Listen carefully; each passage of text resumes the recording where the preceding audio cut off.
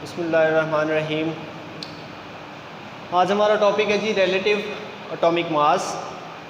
Relative atomic mass को relative atomic मास क्यों कहते हैं? क्योंकि इसे रिलेट किया जाता है कार्बन के साथ। किसी भी एलिमेंट का या कंपाउंड का, ठीक है, जब हम मास फाइंड कर रहे होते हैं, एटॉमिक मास फाइंड कर रहे होते हैं किसी भी एलिमेंट का, तब हम क्या करते हैं, उसको कंपेयर कर लेते हैं कार्बन के मास के साथ। कार्बन को हम स्केल ले लेते हैं और उस स्केल के मुताबिक हम सारे मासेस को जो है मेजर कर रहे होते हैं। मिसाल के तौर पर आपने 1 ग्राम क्या बनाया हुआ है, स्केल बनाया हुआ है। अगर कोई चीज़ 1 ग्राम स्केल के लिहाज से उससे 1000 गुना ज़्यादा है तो हम कहेंगे ये 1000 ग्राम है। अगर उसके लिहाज से 2000 गुना ज़्यादा है तो 2000 ग्राम है, ठीक है। तो हम ये देखते हैं, हमने एक स्केल रखा होता है, उस स्केल के मुताबिक हम चल रहे होते हैं, ठीक है। यहाँ पे भी जब हम एटॉमिक मासेस की बात करते हैं तो हम एक स्केल के मुताबिक चलते हैं। उस स्केल को हम कहते हैं जी कार्बन 12, ठीक है। उसको हम स्केल रखते हैं, उसके मास के लिहाज से दूसरे मासेस को देखते हैं। अगर उसके मास के लिहाज से या उसका 1/12 जो है वो 1 आ जाता है तो हमें पता चला कि इसका मास नंबर 1 है, क्योंकि हाइड्रोजन का होता है। अगर उसके लिहाज से वो हाफ आ जाता है, ठीक है, या कार्बन 12 का हाफ आ जाता है, 6 आ जाता है, तो हम वहाँ पे देखते हैं कि वो किसका होगा। और अगर उसके लिहाज से वो डबल आ जाता है, मतलब वो 24 आ जाता है, हम कहते हैं वो मैग्नीशियम का मास होता है। अगर वहाँ पे आ जाता है 16 तो हम कहते हैं ऑक्सीजन का मास है, ठीक है। तो हम ये 1/12 करते हैं कार्बन के मास का और उसको हम यूज़ करते हैं वहाँ पे, ठीक है। तो हम रिलेटिव एटॉमिक मास निकाल लेते हैं। सबसे पहले देखें जी कि ये 1/12 होता है मास ऑफ कार्बन। कार्बन के मास का 12वां हिस्सा 12th पार्ट जो होता है उसको कहते हैं रिलेटिव एटॉमिक मास। कार्बन का जितना भी मास होगा कार्बन के 1 मोल का, तो उसका जो हमारे पास 1/12 पार्ट होगा वो हमारे पास रिलेटिव एटॉमिक मास होगा। उसके बाद दूसरी बात है कि कार्बन 12 इसमें यूज़ किया जाता है। कार्बन के 3 आइसोटोप्स होते हैं, कार्बन 12, 13 एंड 14। तो यहाँ पे कार्बन 12 को यूज़ किया जाता है। कार्बन 12 एक आइसोटोप है कार्बन का, ठीक है, जो कि ज़्यादातर होता है, 98% जो पाया जाता है। तो ये जो हमारे पास होगा इसको यूज़ करके हम जो है बाकी एटम्स या एलिमेंट्स के जो एटॉमिक मासेस हैं उनको फाइंड करेंगे। Its unit is AMU। इसका यूनिट होता है जी एटॉमिक मास यूनिट, ठीक है। AMU का यहाँ पे मतलब है एटॉमिक मास यूनिट, ठीक है।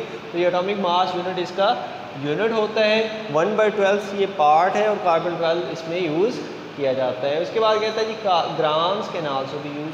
तो AMU की जगह आप ग्राम्स भी लिख सकते हैं। यहाँ पे मैंने लिखा हुआ है कि AMU को ग्राम्स में कैसे कन्वर्ट किया जाता है।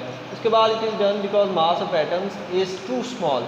ऐसा क्यों किया जाता है, क्यों हम रिलेटिव एटॉमिक मास निकाल रहे हैं, इसकी क्या वजह है या इसका क्या फ़ायदा है?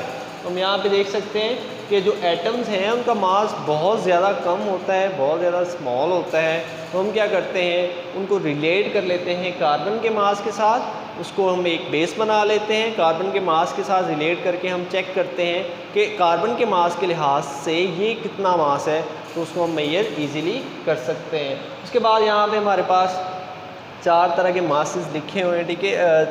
3 पार्टिकल्स के मासेस लिखे हैं और AMU का लिखा है कि कितने ग्राम होता है। यहाँ पे हमारे पास मास ऑफ प्रोटॉन जो है 1.672 10⁻24 ग्राम होता है। अगर आप इसे किलोग्राम में लिखें तो इस तरह होगा 1.672 10⁻27 kg। क्योंकि बाज़ जगह ये ग्राम में लिखा होता है और बाज़ जगह ये किलोग्राम में लिखा होता है। उसके बाद हमारे पास मास ऑफ न्यूट्रॉन है। आपने ये पढ़ा हुआ है कि प्रोटॉन और न्यूट्रॉन का मास तकरीबन बराबर होता है। तो प्रोटॉन और न्यूट्रॉन का मास बराबर है, तो ये भी हमारे पास तकरीबन इसी तरह का बनता है 1.674 10⁻27 kg, ठीक है। किलोग्राम में ये मास बनेगा जी हमारे पास न्यूट्रॉन का।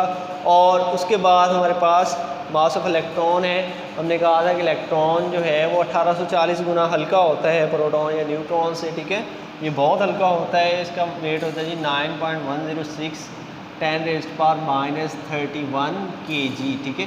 तो आपने दोनों लिहाज से इसे याद करना है, ग्राम और किलोग्राम दोनों के लिहाज से ही इसे याद करना है। ग्राम के लिहाज से ये कितने ग्राम बनता है और किलोग्राम के लिहाज से ये कैसे लिखा जाएगा, ठीक है। ये पावर 3 का डिफरेंस आता है, -24 पावर है तो ग्राम में है, ठीक है, -27 हो जाएगा किलोग्राम में। तो आपको पता है कि एक जो किलोग्राम है उसमें 1000 ग्राम होते हैं, ठीक है।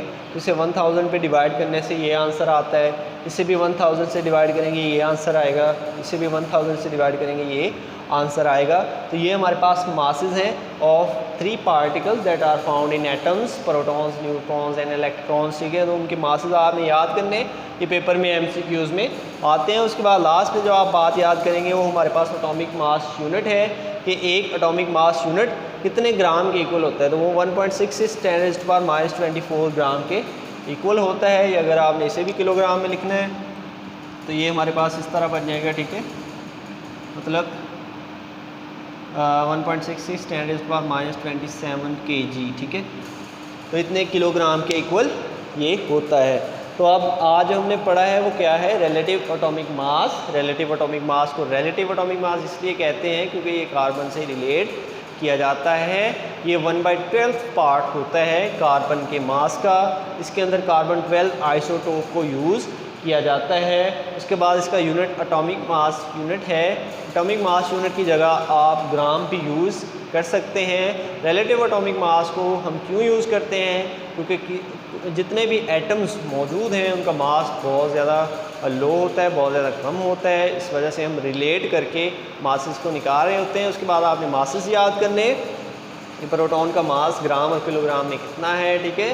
तो किलोग्राम में ज़्यादातर पेपर में आ रहा होता है 1.672 10⁻27 kg जो है हमारे पास प्रोटॉन का है, और न्यूट्रॉन का 1.674 10⁻27 kg है हमारे पास। और लास्ट में इलेक्ट्रॉन का है जी 9.106 10⁻31 kg। तो सबसे हल्का यहाँ पे इलेक्ट्रॉन है।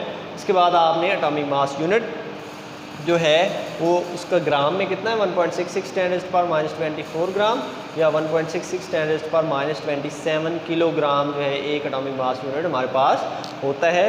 अगले लेक्चर में हम सीखेंगे कि केमिकल फार्मूला कैसे लिखा जाता है और कौन कौन से फैक्टर्स हैं जो इफ़ेक्ट कर रहे होते हैं किसी भी केमिकल फार्मूला को। मिलते हैं अगले लेक्चर के साथ। अल्लाह हाफिज़।